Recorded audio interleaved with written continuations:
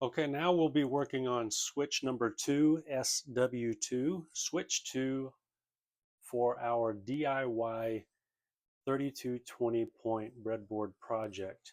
This is step number 1 for switch number 2. So the first thing we're going to do is we're going to cut a piece of green wire.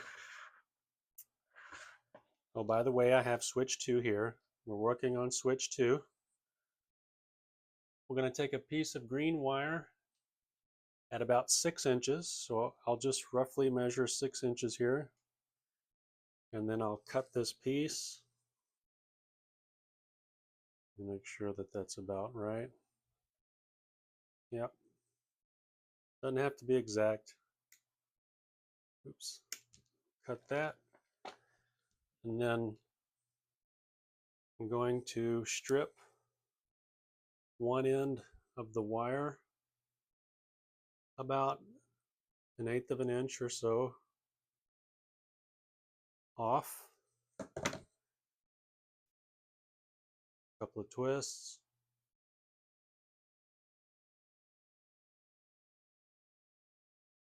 And we're going to need to solder this green wire to terminal 2 of switch 2. And just as I discussed for switch 1 and its steps,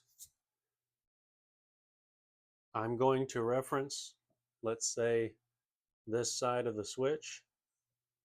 I'm rotating it to where we can see the bottom of the switch and all its terminals.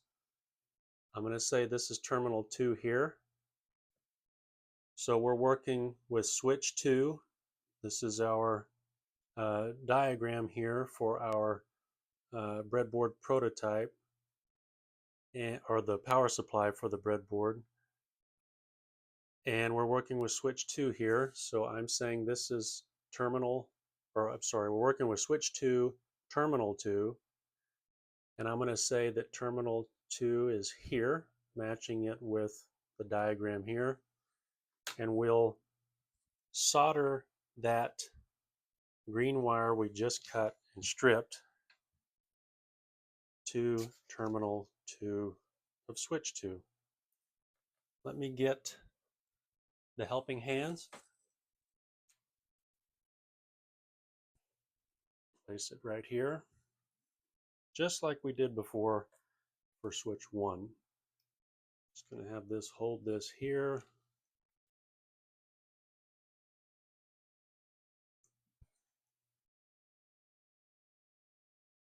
And get my solder ready. First things first is we need to tin the wire and then tin terminal 2 of the switch.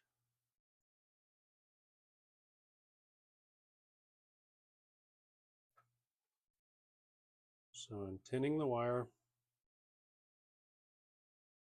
and then I'll tin terminal 2.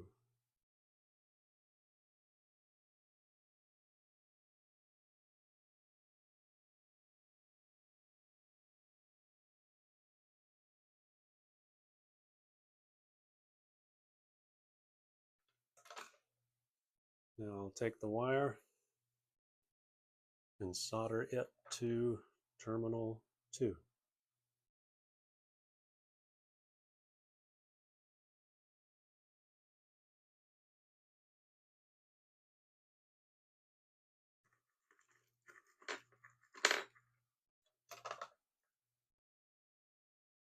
And just like before, I'll take a piece of heat shrink tubing. This one's already cut for me.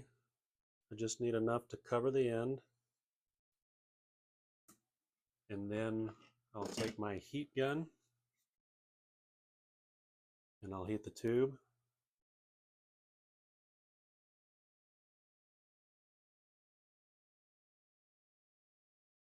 And we are done with step 1.